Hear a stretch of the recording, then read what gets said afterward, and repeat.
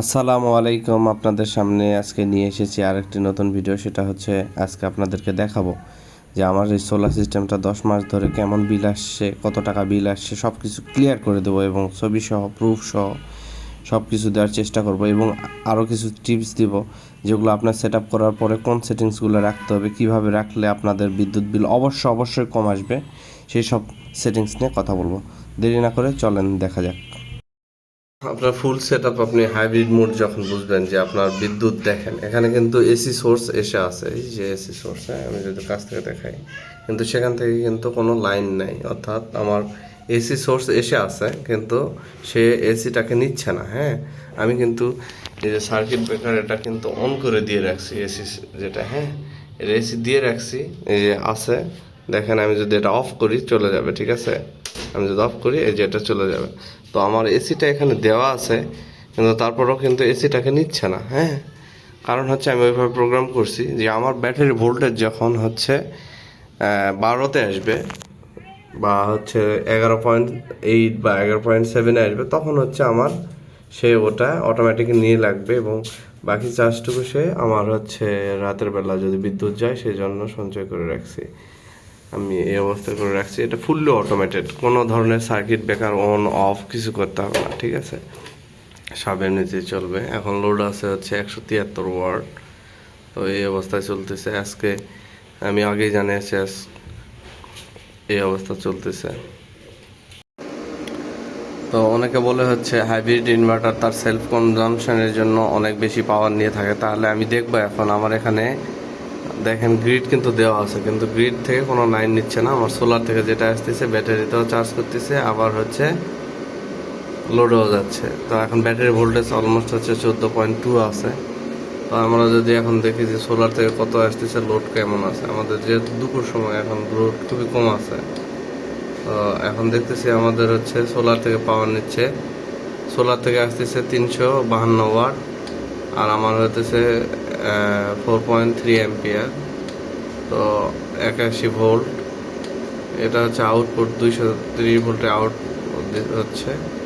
তো এই অবস্থা আমাদের লোড আছে হচ্ছে 130 আর বাকিটা হচ্ছে ব্যাটারি চার্জ করতেছে।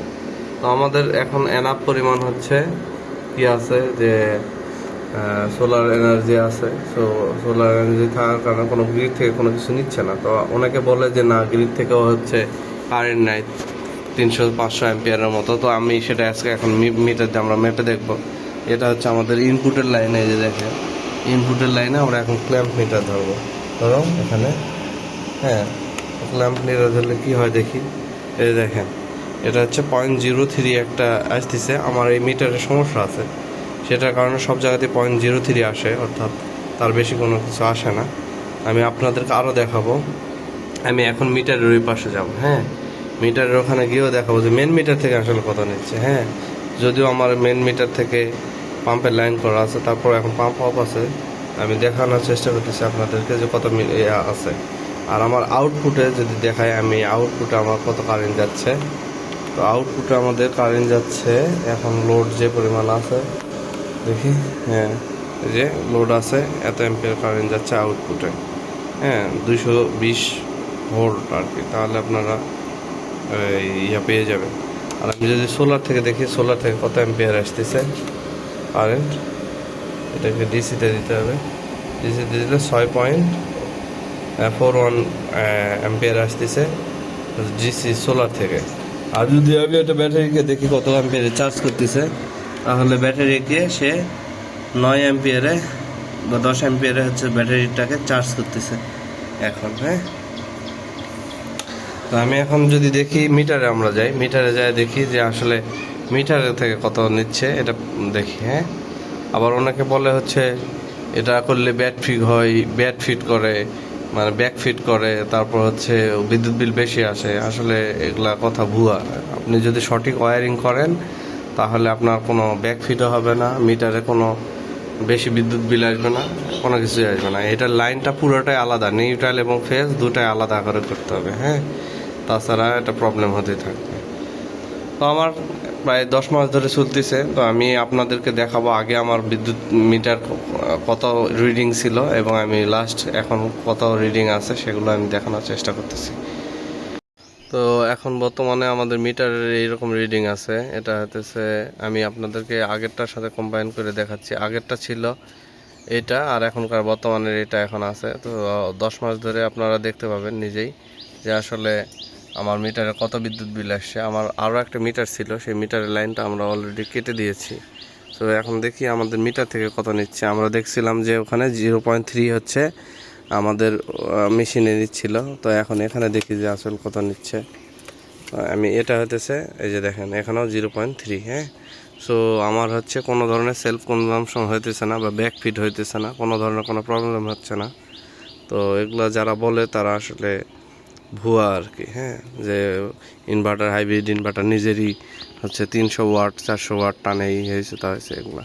তো আমি আপনাদেরকে রিডিংটা দেখাবো যে আমার হতেছে এই 10 মাসে কত রিডিং খরচ হলো, সব কিছু আমি আপনাদেরকে ক্যালকুলেশন করে দেওয়ার চেষ্টা করতেছি। দেখায় তারপর হতেছে এটা মেন লাইন আসছে, ইনপুট হয়েছে, সেখানে হচ্ছে 0.3। হ্যাঁ, আবার আমার মিটারটা এমনিতেও 3 ওঠে। আমি যদি দেখাই, এই দেখেন এমনিতেও আমার মিটার কানেকশন না থাকলেও মাঝে মধ্যে 3 ওঠে যে। হ্যাঁ, কোনো কিছুই নেই, তারপরে 3 উঠতেছে। তো এই মিটার এমনিতেই 3 ওঠে রিডিং, তাছাড়া সব কিছু জিরো আর কি। হ্যাঁ, 3 ওঠে। এই জন্য আপনারা যে কোম্পানির হচ্ছে ইনভার্টার কিনেন না কেন, তখন আপনারা এই সেটিংসগুলো বুঝে নেবেন এবং হতেছে এরকম দেখে নেবেন। হ্যাঁ, দেখে নিয়ে তারপর বুঝে নেবেন এবং পেমেন্ট করবেন। তার আগ পর্যন্ত পেমেন্ট করবেন না যে আমি আমার সার্কিট ব্রেকার সবগুলো অন থাকবে, ঠিক আছে, তো আমার এটা অটোমেটিক কাজ করবে, এ হচ্ছে অবস্থা, অটোমেটিক কাজ করতে হবে। হ্যাঁ, আমি কোনো সুইচ দেবো, নামাবো, উঠাবো এই করবো না, অটোমেটিক হতে হবে, না হলে আমি পেমেন্ট করব না। হ্যাঁ, তো এই অবস্থা, এগুলো আপনারা বুঝে নেবেন এবং হইতেছে আপনারা সব কিছু ক্ল্যাম্প মিটার দিয়ে মেপে নেবেন। হ্যাঁ, বুঝে নেবেন, যে কোনো কোম্পানির ইনভার্টার হোক না কেন বুঝে নেওয়ার চেষ্টা করবেন। তো এই ছিল আজকের মতো ভিডিও। আশা করছি সবাই উপকৃত হবেন। এবং আমার এই সিস্টেমটা অনেক ছোট একটা সিস্টেম, আমি মাত্র আপনারা জানেন 2টা প্যানেল ইউজ করছি এবং এখানে আমার একটা শুধু 130 অ্যাম্পিয়ারের লিড অ্যাসিড ব্যাটারি আমি ইউজ করে এই সিস্টেমটাকে চালাইতেছি। তো এখান থেকে আমি খুব ভালো বেনিফিট পাইতেছি, তার জন্য আপনাদের কাছে সঠিক তথ্যগুলো তুলে ধরতেছি এই আর কি।